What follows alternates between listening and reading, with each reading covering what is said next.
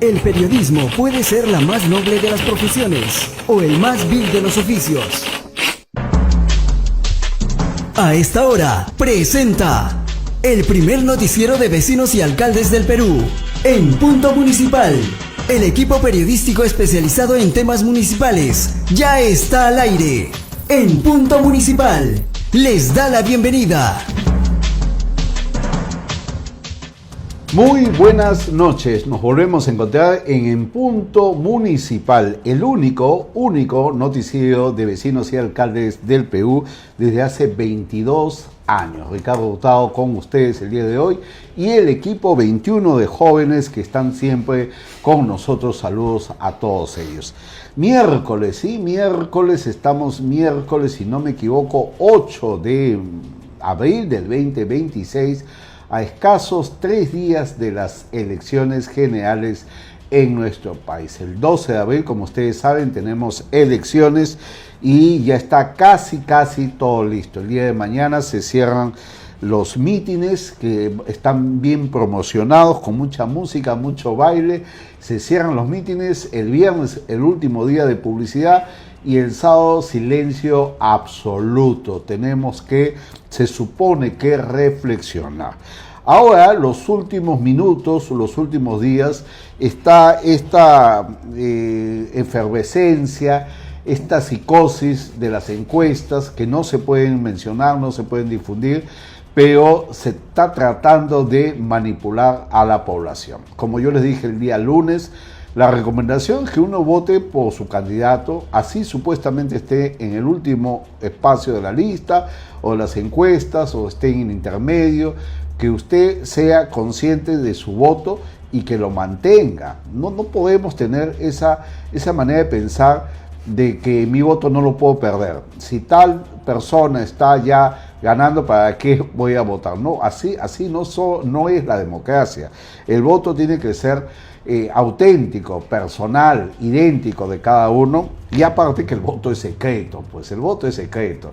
O sea que no nos podemos tampoco estar apresurándonos a una victoria de uno u otros candidatos. Hay mucho que analizar el día de hoy y por eso yo tengo un invitado especial. Pero antes de mi invitado especial, no acostumbro a hacer esto, pero yo también quiero recomendar, va a ser una recomendación directa, ya que de tantos candidatos que he tenido, que he analizado, tengo que recomendar. Y esta es una recomendación, ya que la doctora Lizzy Sueldo, ella es madre, esposa, empresaria, es una destacada profesional que está postulando.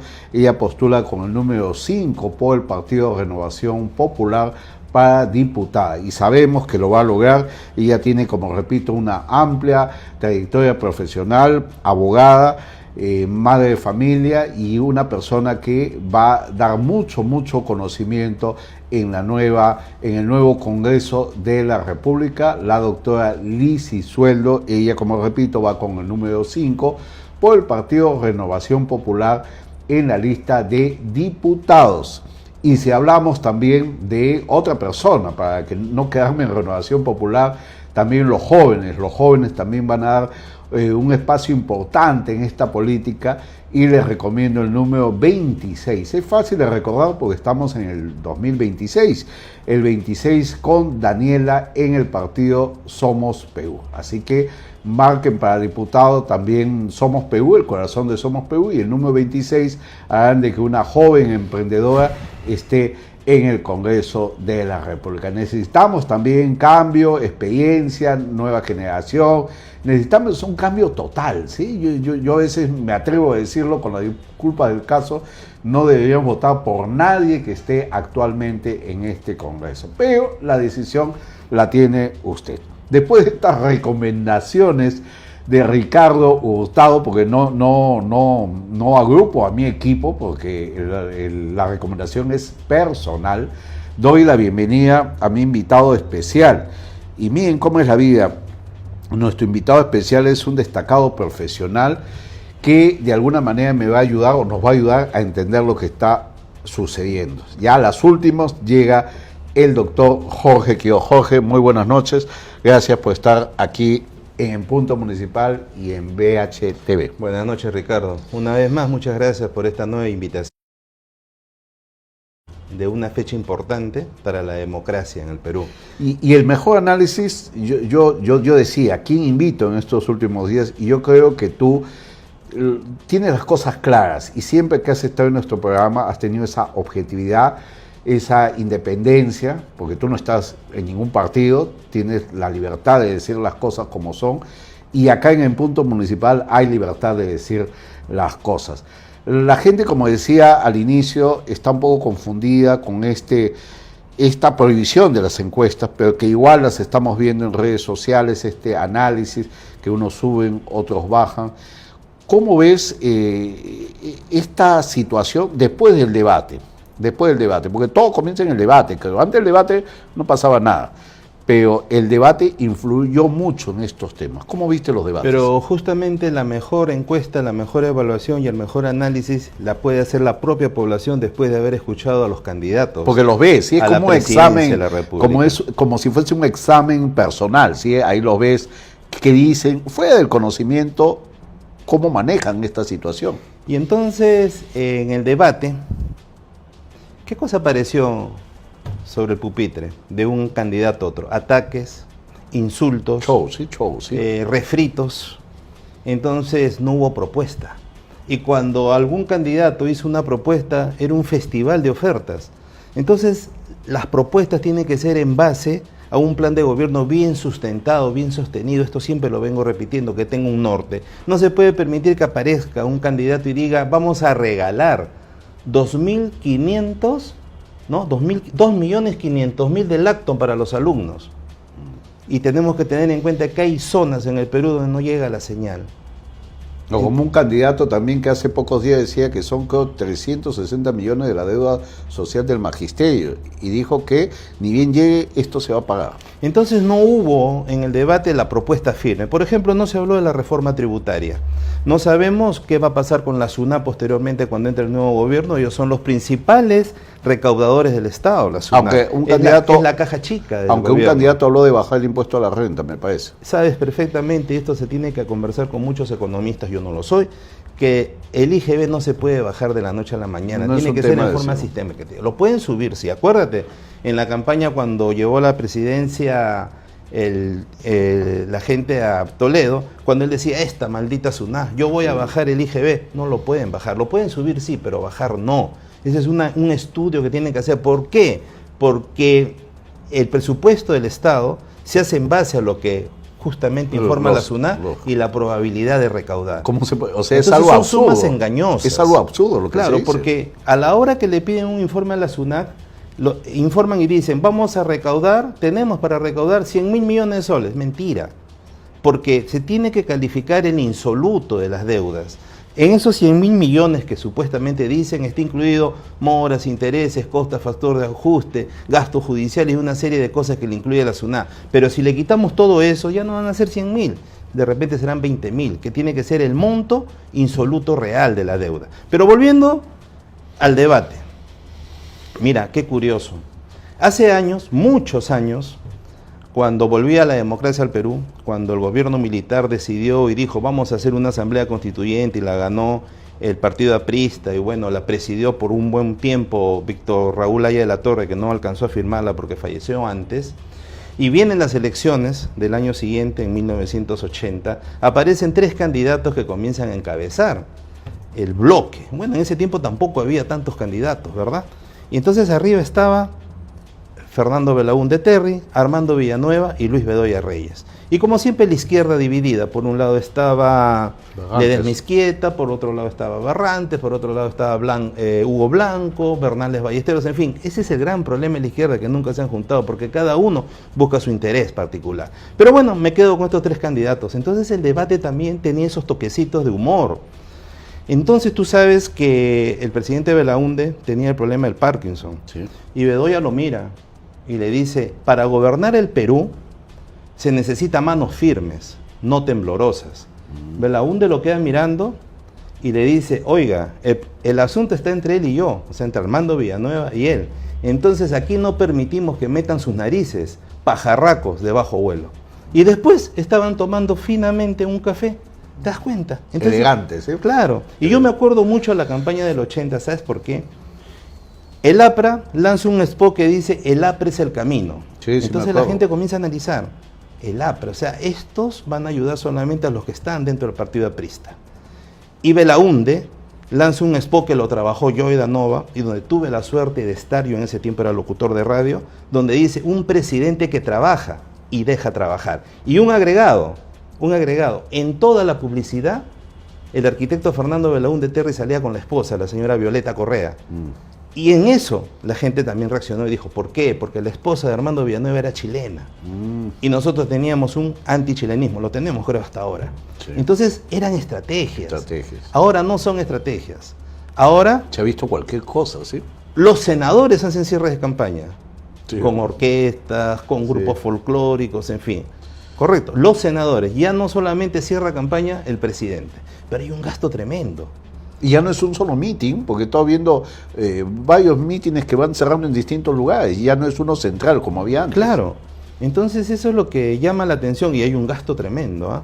Renovación Popular no va a igualar al gasto que hizo Fredemo el año 1990, que fue el gasto más millonario en la historia de una campaña en el Perú, pero qué cantidad de plata que está gastando Renovación Popular.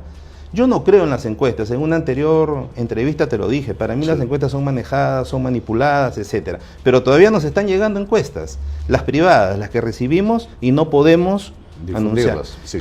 Vamos a ir, Jorge, a una pausa comercial. Vamos a continuar conversando contigo, viendo esta situación a pocos días de las elecciones generales en nuestro país. Pausa comercial, retornamos aquí en BHTV Televisión.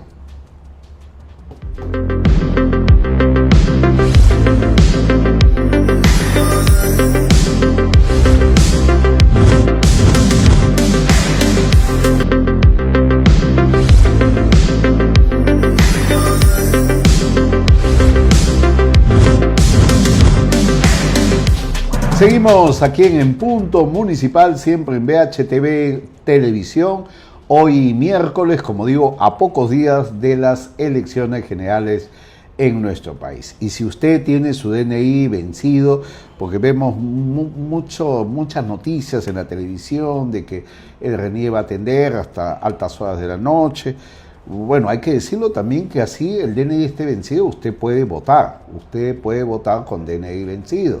Hay muchas facilidades que se le está dando al elector, ya que es un derecho que tenemos todos nosotros de poder ir a votar. El domingo las elecciones comienzan a las 7 de la mañana a 5 de la tarde. Estamos con restricciones, como repito, los mítines acaban mañana jueves, la publicidad el viernes y el sábado nada de publicidad, nada de hablar de candidatos y menos nada de venta de licor. La ley seca se aplica, pero hay que aclarar, la infracción o la prohibición, mejor dicho, disculpen, está en la venta de licores, no en el consumo.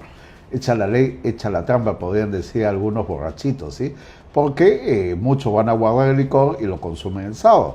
Ahora, lo que se recomienda, obviamente, es no tomar, porque tenemos que ir de alguna manera serenos, tenemos que ir tranquilos a votar, no es una guerra, no es una batalla, es una fiesta electoral como se suele decir, aunque no tiene nada de fiesta, y vamos a elegir al próximo presidente o presidenta. Bueno, no me gustaba decir presidenta o presidenta, tanto que escucho, porque yo nomás hablo en plural, presidente de la República. Continuamos con el doctor Jorge Quiroz, analista político, quien está con nosotros el día, nos está acompañando en estos temas. Jorge, el tema de Fuerza Popular, ¿qué crees que ya sucedió con Keiko Fujimori? Que mucha gente está hablando de ella, en las últimas encuestas se veía este crecimiento que ella tiene. Algunos dicen que tiene que ver el factor de su padre, que falleció. De repente, si no hubiese fallecido su padre, ¿no hubiese tenido esta aceptación? ¿O crees que fue su aprendizaje político? Lo hemos visto callada, y como que ha sabido manejar los tiempos y los momentos. ¿Cuál es tu análisis de Keiko Fujimori? Ok, en la anterior entrevista hablábamos de un voto escondido.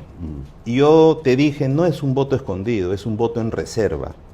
El fujimorismo siempre va a tener un voto duro, Que le alcance o no le alcance en la segunda vuelta, ese es otro tema, pero tiene un voto duro. Ahora, siempre la acusan, siempre le dicen a Keiko que no ha trabajado, que dónde se ha desempeñado, que ya hay una universidad en los Estados Unidos que ha desmentido, que es parte del grupo de catedráticos. Siempre hablan de ella, y la atacan, y la atacan, y la atacan, y en esta vez ha llegado más madura a esta confrontación política. Y entonces ha comenzado a tocar temas que han calado bastante dentro de las personas. Por ejemplo, hizo un discurso en el sur, habló de un hospital de neoplásicas. Sí. Y nosotros sabemos perfectamente, Ricardo, que el sector salud no es el problema de los médicos están bien. La administración que trabaja en salud, el personal administrativo gana bien. El problema es las personas que se van a atender. ¿Cómo es posible que hoy, 8 de abril, a golpe de 6 de la tarde, tú vayas por neoplásicas y veas gente que ya está haciendo cola para poder ser atendidos el día de mañana a las 7 de la mañana? Correcto, y gente de todo el país. ¿Cómo es posible que en un país donde hay tanto dinero solamente haya un hospital de neoplásicas? Entonces descentralice este tema. Entonces Keiko tocó ese tema. Otro de los temas que habló también fue de la educación. Correcto, que al margen que hay candidatos, como te dije en el primer bloque, que hablan que van a arreglar 2.500, 3.000, 4.000, 2 millones del acto, ella fue clara en decir, hay que capacitar a la gente que va a educar a los niños. A ellos hay que capacitarlos. ¿Cómo es posible, Ricardo, que haya colegios nacionales, acá en la ciudad de Lima, que por ejemplo tienen su ubicación geográfica frente a un mercado y la profesora va con su canasta, ¿no? Para en el entretiempo, en el recreo, se van al mercado y compran eso, y después los alumnos están viendo una canasta ahí llena de papas y cebollas, van vestidos de cualquier forma, y los profesores no están mal, no pueden reclamar, no pueden decir que ganan poco. ¿Sabes por qué? Los profesores que trabajan para el Estado trabajan mediodía, y a través de la derrama magisterial pueden tener la opción de un préstamo de 120.000 soles.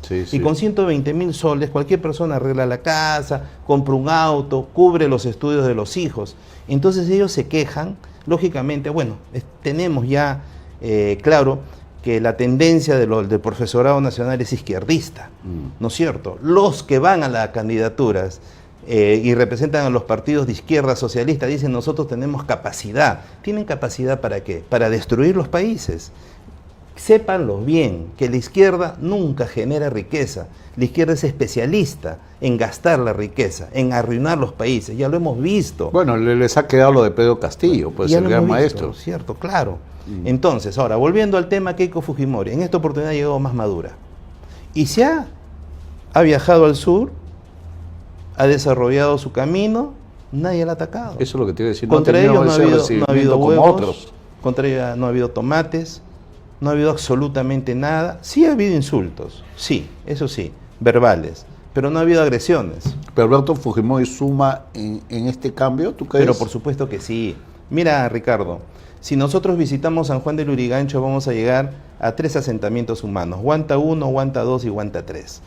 Esa gente que vive ahí desde hace más de 25 años es gente que se desplazó y que huyó del terrorismo que se cimentaba en Huanta, allá en Ayacucho mismo, en Apurima, en Andahuaylas y en toda esa zona del sur. Esa gente está agradecida, un poco triste porque hay gente que ya no pudo volver a su zona, siendo lugareños, tuvieron que quedarse en Lima. Entonces, ¿qué pasó? ¿Por qué el agradecimiento a Alberto Fujimori? Y lo hemos dicho varias veces. Tú lo has dicho varias veces, porque el agradecimiento tú has conocido por el exterminio al terrorismo, porque enfrentó ese flagelo.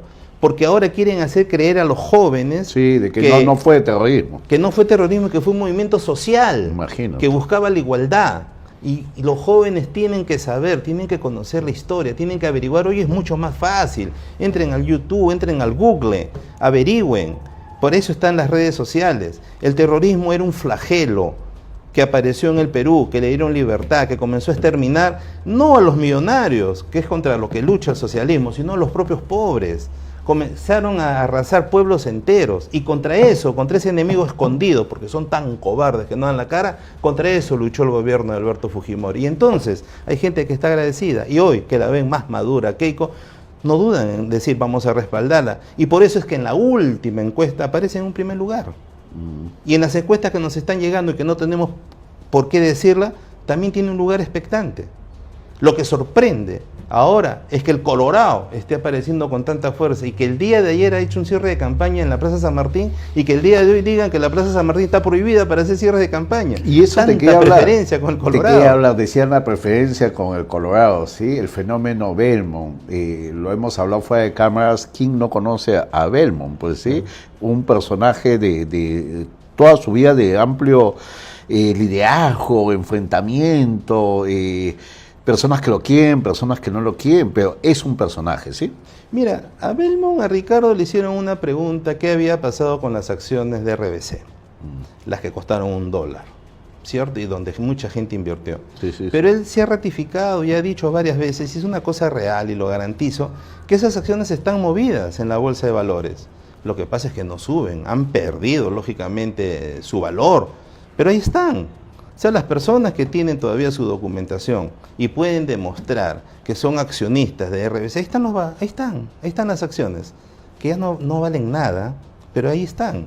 Lo que es curioso, sí, quiero hacer una comparación entre la campaña de César Acuña, que ha gastado tanto dinero buscando a los muchachos que han trabajado su campaña a través de las redes, y la campaña de Ricardo Belmont, que una sola persona la ha manejado, que es su hija, ¿no? Y entonces estos chicos que trabajaron la campaña de Acuña y que ya no están, ya desaparecieron porque Acuña se ha dado cuenta que no ha surtido efervescencia. Está botando plata. Ellos, ¿qué cosa le decían a los muchachos? Oiga, vamos a bailar, ¿no? Vamos a hacer TikTok, pero no hacían propuestas, no le decían al joven: oiga, ¿saben qué? Vamos a votar por Acuña porque de pronto Acuña va a crear muchas más universidades, va a haber ingreso libre, va a haber pensiones mucho más pequeñas, ¿no? De lo que se paga ahora. Sin embargo, la hija de Belmont, bueno, de tal padre tal tía, ¿no?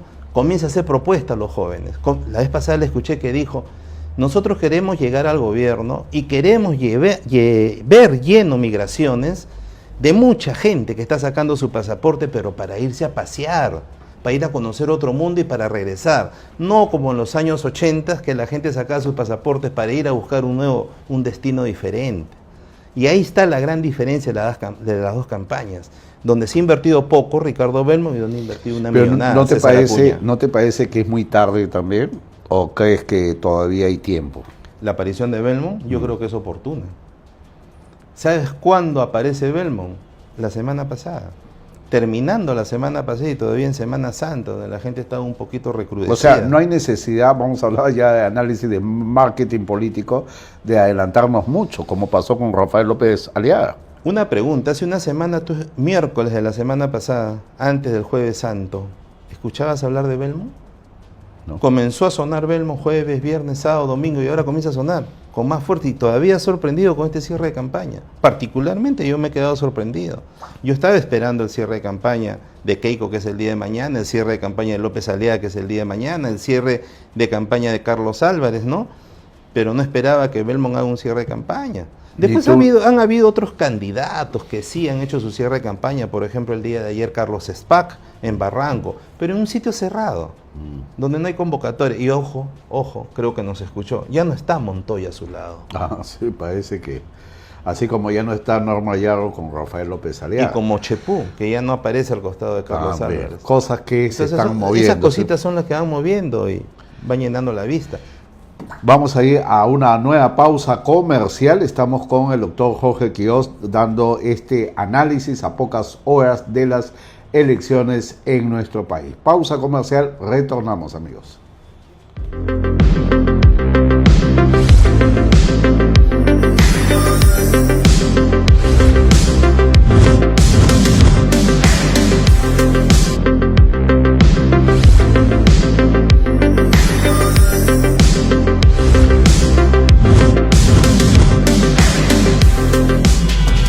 Seguimos aquí en Punto Municipal con el equipo 21, el día de hoy con Valeria y Jennifer. Jennifer con nosotros aquí, no me he equivocado, Jennifer y Valeria el día de hoy en el equipo 21 jóvenes que están siempre con nosotros. 22 años en Punto Municipal y nosotros sí creemos en el cambio generacional. Hay que vivir el cambio generacional, hay que dar oportunidad a los jóvenes, pero siempre a los buenos jóvenes, no hay que generalizar, porque en la política nos hemos dado cuenta y nos hemos equivocado con muchos jóvenes que actualmente están en la política y que no agarran el rumbo que deberían agarrar. Debería haber esa química, ¿sí? O esa combinación entre la juventud y la experiencia. Antes de hablarte, Jorge, quería seguir recordando, porque los jóvenes necesitan recordar este tema de Alberto Fujimori, el tema del APRA, y ahí viene el tema de la juventud. Ahora que se le escuchó a Enrique Valderrama y hablaba con personas, con políticos, con analistas, muy bien el conocimiento que tiene, pero ¿qué faltó allí? ¿Qué faltó en el Partido Aprista? Y muchos dicen faltó la experiencia, porque comparamos, y tú que conoces y tienes tiempo en este tema, Alan García, cuando él llegó a ser presidente, él ya había sido diputado, ya había sido secretario de organización del partido. En cambio, Enrique Valderrama no tiene ese recorrido. ¿No piensas que se apresuraron los compañeros en poner una persona que de repente de acá a 5 años podría ser una posibilidad? En el año 1979, el gobierno militar, dirigido en ese momento por Morales Bermúdez Cerruti, convoca a Asamblea Constituyente, sí, ¿correcto? En la Asamblea Constituyente se presentaron varios partidos políticos menos Acción Popular. No quisieron participar y ganó el APRA. El APRA hizo una constitución de acuerdo al alcance de ellos. Sí. Tan es así que el año 1980, por ser la primera elección democrática para elegir presidente, ellos plantearon constituyentemente que no iba a haber segunda vuelta. Por tanto, en el año 1980, el que quedaba en primer lugar era elegido presidente. Fue la única vez que pasó. La única vez. Y ganó el arquitecto Fernando Belaúnde Terry. En el transcurso, en el desarrollo del gobierno de Fernando Belaúnde Terry, oye, yo te lo cuento, ¿sabes por qué? Porque yo viví esa parte. Sí. Esa parte la viví. Entonces yo estaba en el Senado. Yeah. Yo trabajaba en el Senado, ¿ya? Entonces hubo la interpelación al gabinete de Manuel Ulloa. Entonces cuando hay interpelación se juntaban las dos cámaras, Senado y diputados. Y de pronto irrumpe la figura de Alan García. ¿Pero cuántos años tenía, chivo? Malcriadamente, ya había sido constituyente y malcriadamente lo enfrenta Manuel Ulloa y entonces todos se irrespetuosamente. Irrespetuosamente, ¿no? Pero no usando groserías en su verbo, ¿no? No como ese candidato que se ha ido al sur a decirle a la gente que son tales por cuales, sí, ¿no? Qué feo, así qué no. feo. Entonces Alan García se le fue encima y las cámaras, pues, ¿no? Había dos canales, Canal 5, Canal 4 y el canal oficial del Estado, Canal 7, que lo enfocaron. Entonces, este es el hombre. Este es el hombre, ¿cierto? Entonces, en base a Alan García, comenzó a crecer la campaña del año 1985. Y lamentablemente era gente tan culta, la gente que trajo Fernando Belaúnde Terry, que era gente no salía al campo, no salía a enfrentar. Que quizás ellos hubieran salido al campo, hubieran conocido el Perú profundo, se hubieran dado cuenta que mientras ellos gobernaban y buscaban el bien del Perú, un flagelo se iba generando. Correcto. Entonces, una figura joven, atlética, guapo, no lo podemos negar, cautivó a las mujeres, cautivó a los jóvenes y hasta cautivó a los hombres. Su verso era irreemplazable y Alan García llega a la presidencia de la ¿Fue República. una buena campaña o fue un buen candidato? Fue un buen candidato. No fue una buena campaña. O sea, él hizo más que el partido. Claro, en realidad sí, inteligentemente, y hace un ratito hablamos de la canción El APRA es el camino, ¿no? Que utilizó Armando Villanueva. Sí. Alan García utilizó la música criolla. Entonces con eso, en esa época tú te metías a bolsillo a la gente adulta, porque la gente adulta, ver pues a un joven que cantaba en ese tiempo música de los trovadores criollos, Eso de los embajadores cosa, pues, criollos, pegaba ese ¿no? tema. Entonces la gente, bueno, este es el hombre, ¿no? Después Alan García ganó, pero tenía que haber segunda vuelta. Sin embargo, Alfonso Barrantes Lingán declinó, ¿no? Con un mensaje bien claro: García va a ganar la segunda vuelta, no quiero ocasionarle más gastos al Estado. Y fue así, declinó y Alan García fue presidente de la República, sin plan de gobierno, sin sostenimiento, sin sustento alguno y con un equipo de asesores ya para la fecha totalmente desfasados. Por eso que fracasó todo eso. Luis Alberto Sánchez, Tausen Escurra y esa gente que, bueno, no dieron pie, ¿no? Tú sabías la historia de que casi medio año antes de que termine el gobierno de Alan García, cuando ya la inflación, la deflación había dominado el Perú, no había productos, había acaparamiento y todo. Alan quiso irse del Perú, quiso abandonar la presidencia y que Luis Alberto Sánchez lo contiene en el grupo 8 y le dice, tienes que terminar. En plena crisis. Claro, él iba a abandonar ya, pero se quedó Alan García. Terminó, qué diferencia, ¿no? Cuando termina el gobierno del presidente Fernando Belaúnde Terry, le entrega la banda a Alan García. ¿Sabes lo que le dijo? Te entrego una democracia perfecta, no vulnerada. Y cuando Alan García fue a entregarle la banda a Alberto Fujimori, pifias por todos lados, gritos por todos lados, no dejaron que termine su mensaje de despedida, en fin. Por eso es que cuando con el paso de los años Alan García regresa y vuelve a ser presidente por segunda vez, él dice el cambio responsable. Porque él ya había analizado todo lo que había pasado, había analizado sus errores. Entonces el pueblo peruano le da la segunda oportunidad. Correcto. Y mira, que le faltó un poquito de tiempo a Alan García, porque cuando él regresa de su autoexilio en Francia, correcto, enfrenta a Alejandro Toledo. Y con ese discurso que hizo Alan García en Campo de Marte, donde habla de los sueños, donde él dice los sueños son, y él dice que él soñó que él regresaba al Perú y que nuevamente, con una responsabilidad absoluta, sacaba al Perú adelante, casi logra ser presidente y dejaba de lado a Alejandro Toledo, que para la historia del Perú hubiera sido muy beneficioso, porque Alejandro Toledo ha sido lo peor que le ha pasado a la democracia peruana. Podemos decirlo así, lo peor. Lo digo, lo firmo, 8 de abril, lo peor que le pudo pasar al Perú dentro de la democracia. Pero mira, puedo decirlo y que me disculpen todos aquellos que eran de la Chacana, un parásito de la política. Y con lo que tú me dices, hay mucha gente de la Chacana todavía infiltrada en política. Ese es, digamos, lo anecdótico, ¿sí? Que siguen algunas personas que de alguna manera no nos hicieron daño.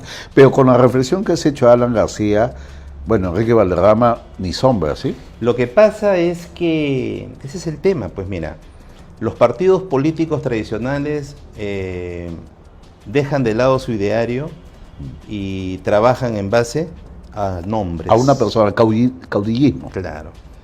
Acción Popular, falleció el arquitecto Fernando Belaúnde Terry, se retiró de la política, no pintó más Acción Popular. Porque siguen los familiares, los Belaúnde, por ahí vemos. Bueno, te digo, Rafael Belaúnde Aubry salió del partido, eso es algo que sorprende. Sí, pues. Mira, el presidente, el creador, el fundador del Partido Acción Popular, el arquitecto Fernando Belaúnde Terry, y su hijo tuvo que postular a la presidencia por el partido Adelante.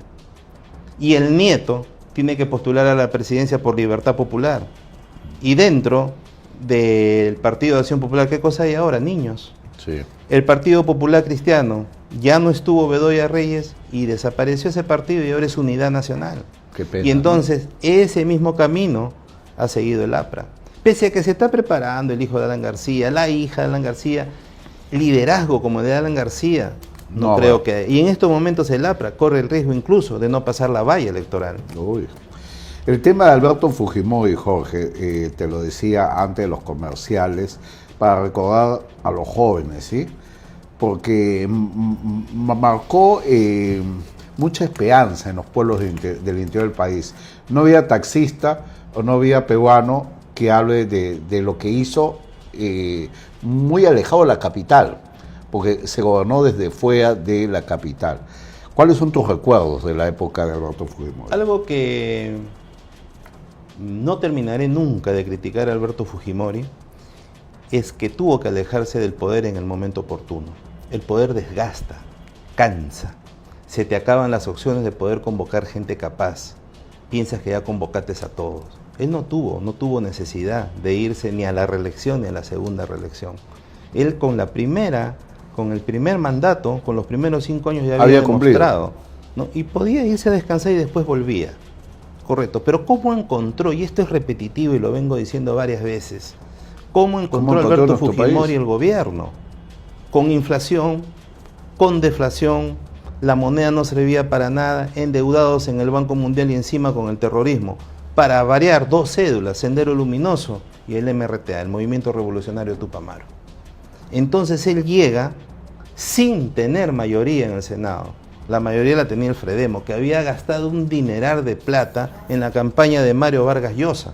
que muchos ya lo anunciaban como presidente de la República. Sí. Correcto. Y ahí irrumpe la figura de Alberto Fujimori en el debate para mostrar esa vieja portada del diario Ojo que él dijo claramente, miren, esto va a salir publicado mañana, ¿no? Vargas Llosa revolcó a Fujimori. O sea, ya tenían todo comprado. Todo preparado. Correcto. Y ahí estaban los Picassos, que en ese tiempo eran dueños de Radio Estudio 92. Sí, correcto. me acuerdo de todo. Entonces todo eso se derrumbó. Todo eso se derrumbó para los millonarios. Correcto. Era la campaña entre los millonarios y los pobres, ¿sí? Entonces, Alberto Fujimori aparece en el escenario ya como presidente de la República y todas las leyes que él invocaba, el Senado se las tiraba abajo.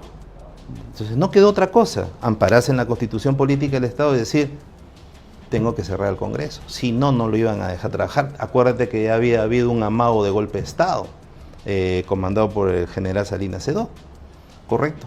Pero es algo que nunca sus enemigos se lo perdonarán, Claro. el cierre del Congreso. Pero hay diferencias, ¿no? Hay diferencias. Cuando Alberto Fujimori cierra el Congreso, el pueblo lo aplaudió, lo ovacionó, porque él llegó por las avenidas Bancay y la gente lo ovacionaba y la gente estaba contenta. Ya había pasado el Fujichou y la gente estaba contenta, porque la moneda, nuestra moneda, ya se estaba recuperando, ya tenía poder adquisitivo. Perfecto. Cuando cerró el Congreso Vizcarra, la gente se sorprendió. Él iba a ser vacado. Y Vizcarra genera un proceso electoral para formar un nuevo Congreso. Y el nuevo Congreso que forma Vizcarra lo vaca. ¿Te das cuenta? Sí, pues. O sea, eso se falta de estrategia política. Y cuando pretendió hacer el autogolpe Pedro Castillo, la gente reaccionó inmediatamente. Es que no puedes cometer esos errores en un país cuando el país está estable. Así es. Estamos en automático, 26 años. No se pueden cambiar las cosas. Entonces no se puede cambiar la historia. Y eso es lo que se va a vivir en estos momentos. Es una reflexión que podemos compararla. Estamos sólidamente, económicamente bien, y las cosas tampoco no se pueden cambiar bruscamente. Vamos a ver qué es lo que sucede. Vamos a una pausa comercial, Jorge, la última del programa, para ver los últimos temas concernientes a esta elección que tendrá nuestro país el domingo 12 de abril. Pausa comercial.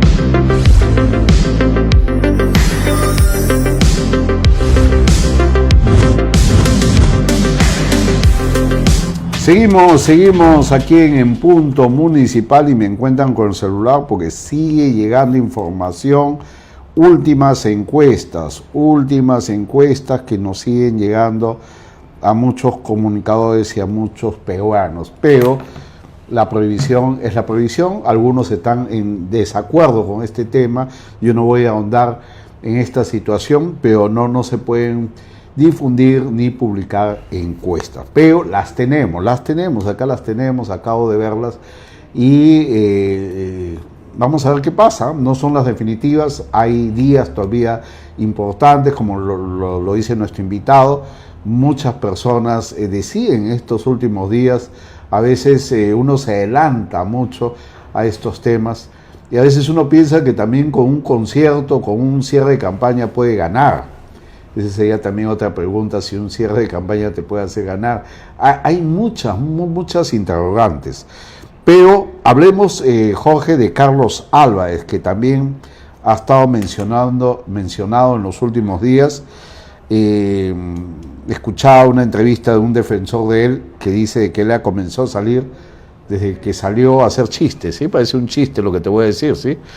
Pero, ¿qué opinas? Que lleguemos a que la política sea un chiste. Bueno, ¿sabes qué pasa, Ricardo? La candidatura de Carlos Álvarez se genera con un vientre de alquiler. Eso sí. ¿Te acuerdas que no encontraba partido? No encontraba partido. Entonces nosotros, y también lo dije en una entrevista anterior, te dije, Carlos le va a poner el sazón, el toque humorístico a la campaña, y lo ha hecho. Sí, imitando, sí. Y cada vez que sale y se presenta al público imita, y bueno, yo sí te garantizo que Carlos Álvarez va a ganar mucho en estas elecciones. Sí. No va a ser electo presidente de pronto, Porque tú dices, están llegando nuevas encuestas. Yo quiero adelantar algo. El domingo se pinta de naranja el cielo y bajo un árbol. Ya te dije quiénes pasan. Y eso es lo real. ¿Te das cuenta? Entonces, ¿qué pasa con Carlos Álvarez? Carlos Álvarez. Es malo tener un partido de vientre de alquiler. ¿Y quiénes son los dueños? O sea, el entorno también, ¿sí? Debe haber ocurrido algo bien extraño en el Perú, Ricardo. Si tú analizas, todos los que se llaman Vladimiro o Vladimiro están envueltos en Pero te problemas. escuchar, no le pongas a tu hijo Vladimir De ni verdad, Vladimir. sí, de verdad que sí. A todas las chicas que conozco, si forman sus hogares, se casan, no le pongan Vladimiro a sus hijos, de verdad. Es un nombre que está censurado en el país. Ahora aparece en el escenario Vladimir Mesa, el dueño del partido, ¿correcto? Ha sido ex gobernador. Y entonces se repite la historia del partido que le dio la candidatura a Pedro Castillo, Sí. donde el señor Cerrón era el dueño. Que todavía está fugado, sí. Y pues. quería hacer lo que le da la... Y mira cómo se va presentando las cosas. El dueño del partido, cuando postula Pedro Castillo, era Cerrón. Sí. Izquierdista, socialista, ¿no?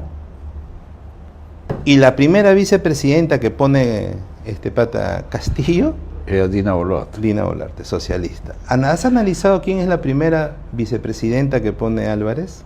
Uy, es una persona muy involucrada con la izquierda. Totalmente involucrada con la izquierda.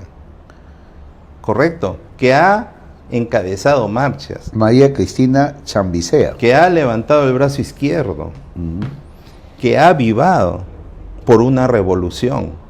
¿Cómo llega? Está en al contra de la partido? minería. Entonces, hay muchos detalles claro, que ha dicho. El reinfo. El reinfo. Entonces, si Carlos Álvarez se pinta como un candidato de derecha conservadora, y no sé cuál será la extensión de la palabra conservar, ¿correcto? Porque yo diría una derecha reprimida, porque sigue reprimido Álvarez. Entonces, ¿cómo llega esta persona y varias personas que están integrando su lista? ¿Pero tú crees que él no sepa este tema? Pues me hace recordar lo de la franja electoral. No sé si te acuerdas cuando hubo este escándalo del dinero que recibió él y él se molestó. Carlos Álvarez dijo que él no sabía nada, que eso era un tema administrativo. Pero justamente eso, cuando una persona tiene la ambición de postular un cargo público tan importante como alcalde, senador, diputado, parlamentario andino, congresista anteriormente, alcalde o regidor, uno acepta lo que le venga. Si te abre la puerta un partido, el que sea, uno se engancha ahí, se cuelga ahí y bueno, le dicen, oye, ¿sabes una cosa? Vas a llevar tal persona en tu lista. Entonces el candidato no se preocupa en analizar, en evaluar, en ver la currícula, en ver los antecedentes, las personas que lo van a acompañar, para que después no lo sorprendan con estos temas que van apareciendo. Entonces ahí se ve que no tenía la pretensión de ser presidente, sino de figurar. Y al decirte yo hace un ratito que al que mejor le va a ir a Carlos Álvarez, es porque una vez terminado todo este proceso electoral, ¿te imaginas cómo van a abarrotar los teatros cuando él presente sus shows? Él va a seguir con sus negocios, Claro, obviamente. él va a seguir con su negocio. Y ahora va a imitar a los ex candidatos, a Acuña, etcétera, porque ya los vio, estuvo frente a él, incluso a Keiko, y al que ocupe la presidencia de la República, presidente o presidenta, ¿cierto? Entonces ahí vienen los problemas, ¿correcto? Lo que pasa acá, Ricardo, es que se ha perdido la identidad en el Perú. La gente se esconde. Cuando tú le preguntas, oye, ¿qué partido eres tú? No te dicen, ¿correcto? Mira lo que ha pasado con este sinvergüenza de Juan Domingo Pérez. Qué escándalo, ¿sí? ¿Te das cuenta? Entonces, ¿te das cuenta el daño que le hizo al país este señor? Otro reprimido. ¿Por qué no agarra y de una vez abre su closet y sale? Así ¿Por qué es. no le grita a todo el mundo lo que es? Yo no estoy en contra de las opciones, al contrario, las aplaudo. Pero que lo diga, que no sea reprimido. ¿Viste el daño político que ha hecho? Sí, la ideología que él ha mantenido. Imagínate todos los casos que habrá resuelto con esa parcialidad, porque no ha sido objetivo. Ahora nos damos cuenta que estaba detrás de la izquierda, porque si defiende a Pedro Castillo, está aceptando todo lo que él ha hecho. Cuando hizo el autogolpe, Castillo. no, cuando hizo el autogolpe Alberto Fujimori, el señor Domingo Pérez dice, no, es un delincuente. Pero por el autogolpe Pedro Castillo no, Ahí no pasa nada. es un defensor de la democracia. Total, que se ponga la camiseta. Si me estás viendo, Domingo Pérez, sal del closet. Grita tu verdad. Pero no hagas esas cosas que has hecho. Has quedado como un ridículo, un embustero, un patán y un fanfarrón. Es Esa la hacerle verdad. daño a la política, ¿sí? Y el mismo caso sucede en el Colegio de Abogados de Lima, ¿sí? Qué vergüenza lo que sucede, de verdad, cuando un colegio profesional también llega a este nivel de politización, ¿sí? Y tú sabes que se va a presentar un proyecto en el próximo gobierno para que los abogados puedan ya desarrollar su actividad sin necesidad de pertenecer a ningún colegio. ¿Sí? Ya no hay que colegiarse, simplemente tener tu carnet que eres abogado, ¿correcto? No sé qué entidad va a ser la encargada de entregarte el carnet, de dar la fe que eres abogado, que has egresado de tal o cual universidad, pero ya no quieren tener colegios, porque los colegios de abogados no sirven para nada. Solamente sirven para que se enriquezcan los que son de turno. Los decanos. Este señor, mira cómo le malogró la campaña el exdecano Raúl Canelo a Rafael Belaúnde Llosa. Sí, pues. ¿No? Y la gente dirá, no, pero ¿por qué? Tan importante es Raúl Canelo, pero por supuesto que era importante. Si él era decano de un colegio de abogados donde hay más de 60.000 abogados. Uno de los principales colegios profesionales. Es un gremio total. Y los abogados, cada uno tiene familia. Hay un efecto multiplicador, hay una ramificación. Y se ha utilizado, obviamente, la campaña. Entonces, sí. el colegio de abogados viene de mal en peor. La nueva decana es peor que la anterior, es el continuismo. Entonces, la gran pregunta es, y ojalá alguien la pueda responder, ¿para qué sirve el colegio de abogados? ¿Para qué? Si hay desfalco, si han saqueado ese colegio, si ninguno de sus integrantes se digna a averiguar qué cosa es lo que ha pasado, dónde ha estado la malversación, dónde ha estado el saqueo del dinero. Toda esa gente que ocupó el decanato tiene que terminar en la cárcel. Es el único sitio que les corresponde. Y eso no hemos escuchado a los candidatos, ¿sí? Tú estás dando una buena propuesta, deberíamos hablar de la reestructuración o la anulación de los colegios profesionales en general, porque se ha visto una politización en los colegios profesionales y como muchos profesionales dicen, ¿de qué me sirve mi colegio? ¿De qué me sirve? De nada, en lo absoluto. Porque si se enferma un integrante del colegio de abogados, la familia es que responde, o su dinero, lo que él ahorró. Nunca aparece el colegio de abogados, mucho menos iban a aparecer con Canelo, un sinvergüenza, con todas las palabras, con toda la mayúscula. Qué pena, qué pena, qué pena. Bueno, y los resultados van a estar también en la postulación, porque está postulando, miren cómo es, el decano, el exdecano está postulando. Y ahí da pena, ¿sabes qué? Yo conozco a Rafael Belaúnde Aurio, el papá de Rafael Belaúnde Llosa, un caballero a carta cabal, igual que el hijo. Pero ¿qué pasa? Por escoger a personas que no están acorde, que no conversan el idioma de un partido político, que no están confabulados con la democracia para el bien, ocurre esto. Le pasó a Carlos Espaco Montoya, también lo trajo abajo. Le ha pasado a Rafael Belaúnde con Cateriano y con Canelo. ¿Cómo es? Y dime con quién te juntas y diré muchas cosas. O con Rafael López Aliaga de Norma Yarro también, que también ha habido este tema. Pero eso más bien parece una pelea de un lonche de comadres, ¿eh? De verdad. Créeme. Bueno, estas estrategias o estas situaciones van a servir para próximas elecciones. Hay que también sacar lo bueno de una campaña electoral y no volver a cometer los errores. Jorge, tengo unos minutos, unos segundos. Tú no eres candidato, porque siempre digo tus palabras finales, pero tus palabras finales de reflexión para este 12 de abril. ¿Qué nos puedes decir, por favor? Mis palabras finales de reflexión van dirigidas únicamente a los jóvenes. Les pido, con el corazón, que analicen la historia, que hagan un voto a conciencia, que sepan escoger. Porque nosotros, los que ya sobrepasamos la base 6, los que estamos en 61, 62, 63 y para adelante, ya vimos de todo. No creo que nos toque ver algo, no. Pero ustedes tienen bastante camino por el cual van a transitar. Y de estas elecciones dependerá lo que viene más adelante.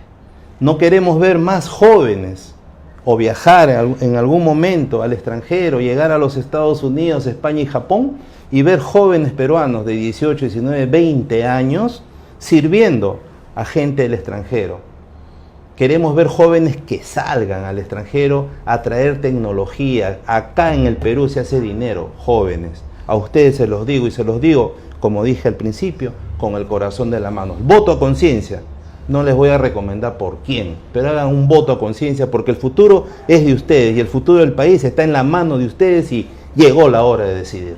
Muchas gracias. Hemos estado con Jorge Quiroz, el doctor Jorge Quiroz, analista político en este programa ya casi final de esta cobertura de elecciones generales en nuestro país. Segunda vuelta, de todas maneras, habrá, es en el mes de junio, así que este tema todavía no acaba, pero como lo dice Jorge, hay que tener un voto responsable este domingo 12. Y yo, por mi parte, nada más decirles que sigan apostando por su candidato, si lo tienen, no se dejen llevar, no se dejen manipular por lo que dicen ahora el boca a boca, que esto, que el otro.